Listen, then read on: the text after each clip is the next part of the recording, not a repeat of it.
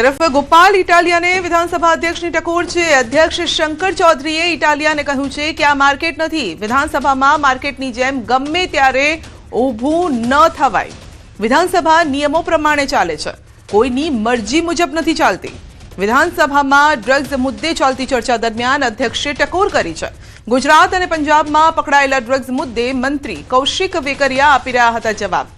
પંજાબની વાત આવતા જ એમએલએ ગોપાલ ઇટાલિયા અધ્યક્ષની મંજૂરી વગર ઊભા થઈને બોલવા લાગ્યા।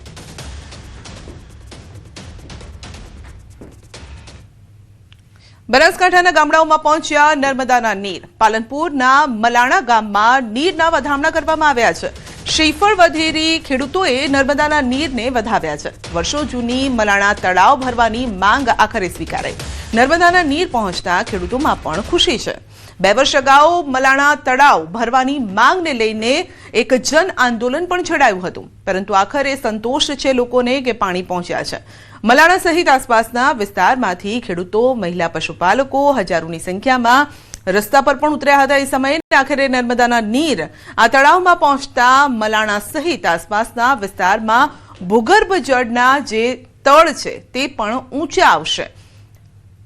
તો ઉનાળો શરૂ થાય એ પહેલા જ આ નીર પહોંચી ગયા છે, જેની કહેવાય કે ખુશી પણ લોકો વ્યક્ત કરી રહ્યા છે, કારણ કે આ જ પાણીને લઈને જળ આંદોલન પણ છેડાયું હતું અને આખરે આ પાણી તળાવમાં પહોંચ્યા છે, નર્મદાના નીર પહોંચ્યા છે, જેથી ખેડૂતો, પશુપાલકો, ગ્રામજનો ખુશ। વધુ અપડેટ મેળવીશું સંવાદદાતા કિશોર પાસેથી। જી કિશોર, આ પાણીની કિંમત કદાચ આ લોકો સિવાય વધારે કોઈ ન સમજી શકે, કારણ કે આ જ પાણીના લીધે તેઓએ જન આંદોલન પણ છેડ્યું હતું। ચોક્કસથી સંધ્યા, પાલનપુર તાલુકાના મલાણા ગામના અને આજુબાજુ ગામના લોકોએ 2 વર્ષ અગાઉ મલાણાનો તળાવ ભરવા માટે આંદોલન છેડ્યું હતું અને જન આંદોલનમાં મોટી સંખ્યામાં લોકો જોડાયા હતા અને વર્ષો જૂની જે મલાણા તળાવ ભરવાની માંગ હતી તે સ્વીકારાઈ છે અને આજે મલાણા ગામની અંદર નર્મદાના નીર પહોંચતા અને મલાણા ગામને તળાવ ભરવાની વાત શરૂઆત થતા આજે ખેડૂતોએ શ્રીફળ વધેરીને નર્મદાના નીરને વધાવ્યા છે અને આ ખેડૂતોની જે માંગ હતી તળાવ ભરવાની તે માંગ પૂરી થતા અત્યારે તો મલાણા ગામ તેમજ આજુબાજુના 4 થી 5 ગામોમાં ખુશીનો માહોલ છે કે તળાવ ભરાશે તો જે પાણીના તળ છે તે ઊંચા આવશે અને ખેતી માટે જે છે તે આ પાણી કામ લાગશે, તેને લઈને ખેડૂતો અત્યારે ખુશખુશાલ જોવા મળી રહ્યા છે। સંધ્યા જી, આપનો આભાર। રાજ્યમાં ભ્રષ્ટાચારના આક્ષેપો વચ્ચે ઓલપાડ તાલુકાના દેલાડ ગામે 5 કરોડથી વધુના ખર્ચે બનાવાયેલા તળાવની ગુણવત્તા સામે ગંભીર સવાલો ઉભા થયા છે। સુરત દ્વારા બનાવાયેલ અને માત્ર 6 મહિના પહેલા જ લોકાર્પિત આ તળાવમાં ગેરરીતિ થયાનો આક્ષેપ ખુદ ગ્રામ પંચાયતના સભ્યએ કર્યો છે। ફરિયાદ બાદ SVNITની ટીમે સ્થળ નિરીક્ષણ કર્યું, સેમ્પલ પણ તપાસ્યા, જેમાં બાંધકામની ગુણવત્તા અસંતોષકારક હોવાનું સામે આવ્યું।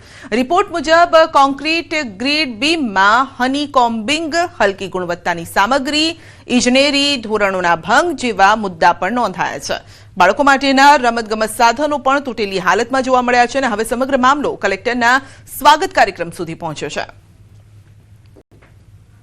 સુડા દ્વારા જે દેડા ગામમાં અદ્યતન તળાવ બનાવાયું 5 કરોડ 70 લાખમાં ખર્ચે, એમાં જે પ્રમાણે કામ થવું પડે એ પ્રમાણે કામમાં ગેરરીતિ થઈ, એટલે હલકી ગુણવત્તાનું કામ થયું।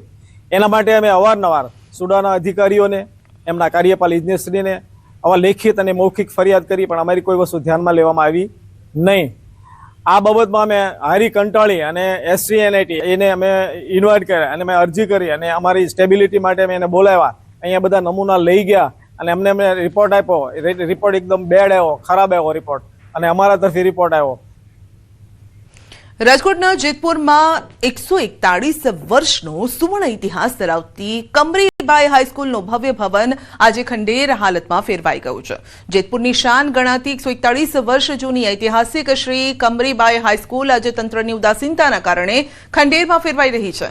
1884માં જેતપુરના રાણી કમરીબાઈએ પોતાના કરિયાવરની 2000 સોનાની ગીનીઓ દાનમાં આપીને આ વિદ્યાધામનો પાયો નાખ્યો હતો અને આ એ જ શાળા છે જેણે ધૂમકેતુ અને રજની કુમાર પંડ્યા જેવા સાહિત્યકારો તથા ગઝલ સમ્રાટ પંકજ ઓધાસ જેવી હસ્તીઓનું ઘડતર કર્યું, પરંતુ આજે તેની કલાત્મક ઇમારત અને છત ગમે ત્યારે તૂટી પડે અને જર્જરિત હાલતમાં છે।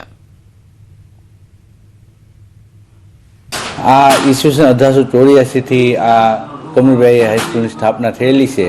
કમરીબાઈએ પોતાના કરિયાવરમાં જે હતા એમાંથી 1000 ગિની છે એ આ શાળા બનાવવા માટે ભેટ એ સમયે આપેલા હતા અને એમાંથી આ શાળા બનેલી છે. આ શાળામાં નિરંજન પંડ્યા ભજની કલાકાર, પંકજ ઉધાસ, મનોજ ઉધાસ જેવા ગઝલ ગાયક, ગૌરીશંકર એટલે કે ધૂમકેતુ વગેરે લેખક, ઉદ્યોગકારો, ઇતિહાસકારો, ડૉક્ટરો અને વકીલો વગેરે પણ ઘણા બધા બની ગયેલા છે અને તેઓ અવારનવાર આ શાળાની મુલાકાત લઈ શાળા રિનોવેટ થાય એ માટે રજૂઆત કરતા હોય છે. કે આ ઊંચી એવી દિવાલની પાછળ મા સરસ્વતી દેવીનું મંદિર આવેલું છે. કોઈ જેલ નથી. લોકશાહીના રાજવીઓ, જરા તો શરમ કરો. તમે આ માના મંદિરની સામે શૌચાલય ખડું કરી દીધું. તમે માની સામે યુરિનલ કરતાં શીખ્યા ક્યાંથી? એટલે દુઃખ થાય છે. બ્રિટિશ સ્થાપત્ય અને કાઠિયાવાડી શૈલીના સમન્વય સમાન આ ભવનમાં એક સમય સૌરાષ્ટ્રનું પ્રથમ સહશિક્ષણ શરૂ થયું હતું અને શાળાની દુર્દશા જોઈને ભૂતપૂર્વ વિદ્યાર્થી પણ ખૂબ દુઃખી છે.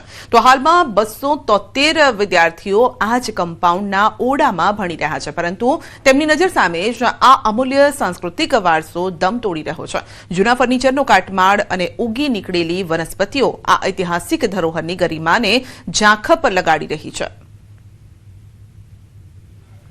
ઘણા સમયથી જર્જરિત પરિસ્થિતિમાં છે અને પડી જવાના આરે ગાળે છે. જો આ સ્કૂલમાંથી ઘણા એવા મહાન વ્યક્તિઓ ધૂમકેતુ જેવા ભણીને ગયેલા છે અને આ સ્કૂલને આગળ વધારવા માટે જલ્દીથી જલ્દી રિનોવેશન કરાવવાની જરૂર છે અને આમાં અત્યારે પોપડા પડવાના શરૂઆત ચાલુ થઈ ગયેલ છે અને ભણતી વખતે ખૂબ જ ડર લાગે છે. આ સ્કૂલમાં 140 વર્ષ જૂની છે, જે પાટિયા બધાય તૂટેલા છે, એનું રિનોવેશન કરવા ઈચ્છું છું.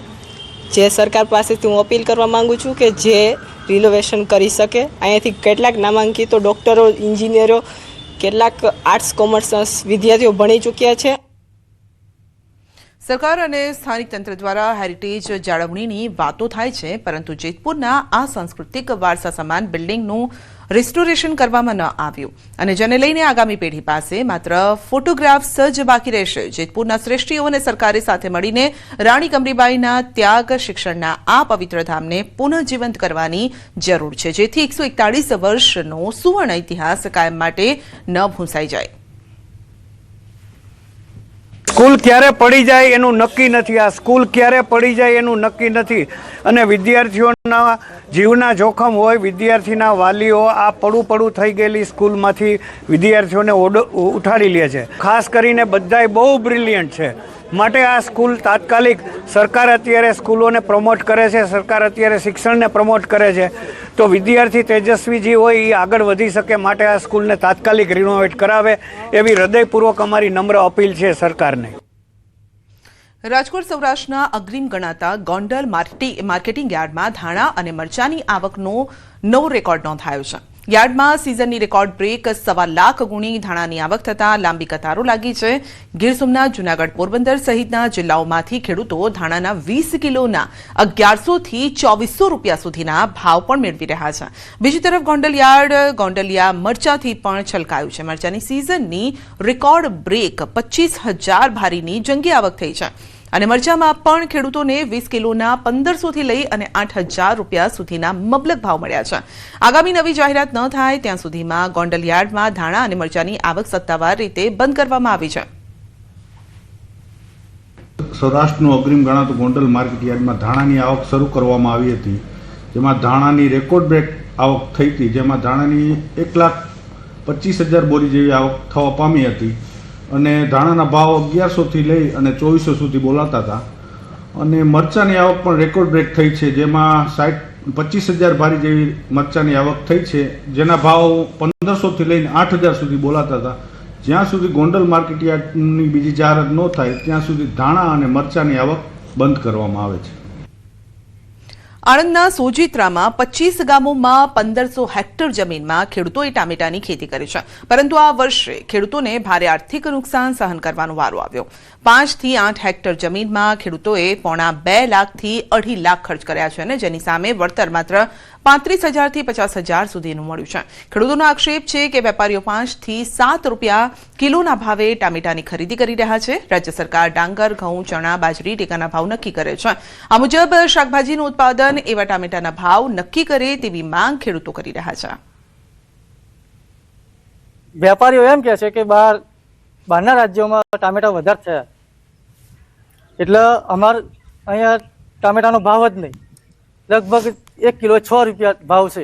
6.5 હેક્ટરમાં વાવેતર કરેલું છે ટામેટીનું, અને અત્યારે ટામેટીના ભાવ પણ પૂરતા જેવા મળતા નથી. તો મારે સરકાર પાસે એક આશા છે કે ટામેટાના ભાવ ટેકાના જાહેર કરે. સુરેન્દ્રનગર જિલ્લો ખેતી આધારિત જિલ્લો છે. અનેક પરિવારો ખેતી પર નિર્ભર છે અને ત્યારે ધ્રાંગધ્રા તાલુકાના સજ્જનપુરમાં ખેડૂતે પરંપરાગત ખેતી છોડી બાગાયત ખેતી અપનાવી છે. ખેડૂતે 13 એકર જમીનમાં શક્કરટેટીનું વાવેતર કર્યું છે.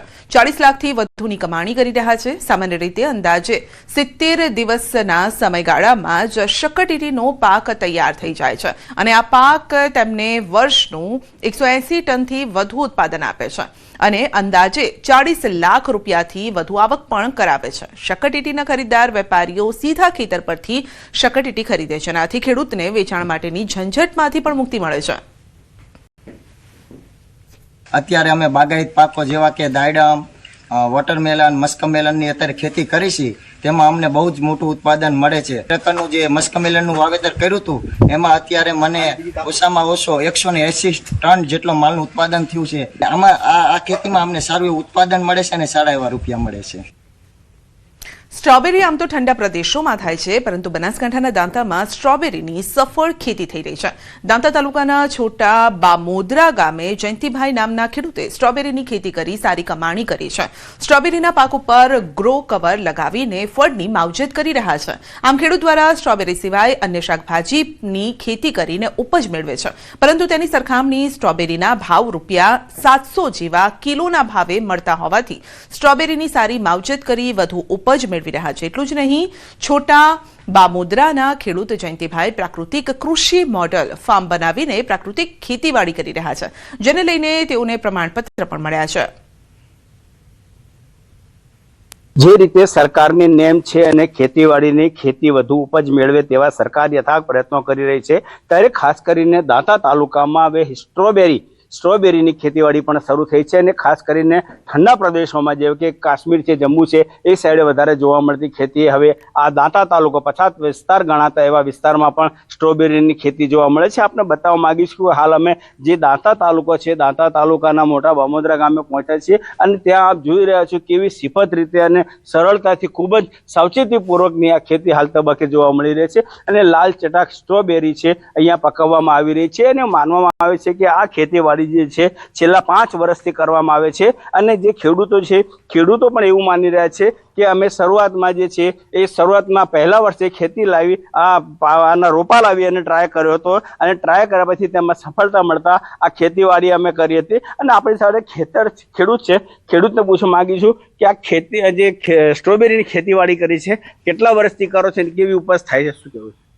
5-1 વર્ષથી સ્ટ્રોબેરીની ખેતી કરીએ અને સારું એવું રિઝલ્ટ મળે છે. અહીંયા ગ્રો કવર લગાવેલા છે, બધું સારું છે. આમ કેટલા છોડવા લાયા હતા અને શરૂઆત કેવી રીતે કરી આ ખેતીની? છોડવા 2000 જેવા હતા અને હિમાચલ પ્રદેશથી લાયા. સાહેબો ગયા હતા પેલા ચીની સંસ્થામાંથી ને એ બધા તે લાયા પેલા. ખાસ કરીને આજે આ વાતાવરણ એને કેવું જોઈએ છે અને ખેતીવાડી જે સ્ટ્રોબેરીની છે કેવા પ્રકારની તેરી છે, પાક કેવો થાય છે? સ્ટ્રોબેરીને ઠંડો પ્રદેશ જોઈએ. આ વિસ્તારમાં બહુ ગરમી પડે તેમ છતાં પણ અહીંયા થાય ઠંડ રાખીને કરીએ છીએ અમે. કેટલા વર્ષથી કરો છો અને પાક કેવો થાય છે? બે વખત જેવી કરી આ સુધી તો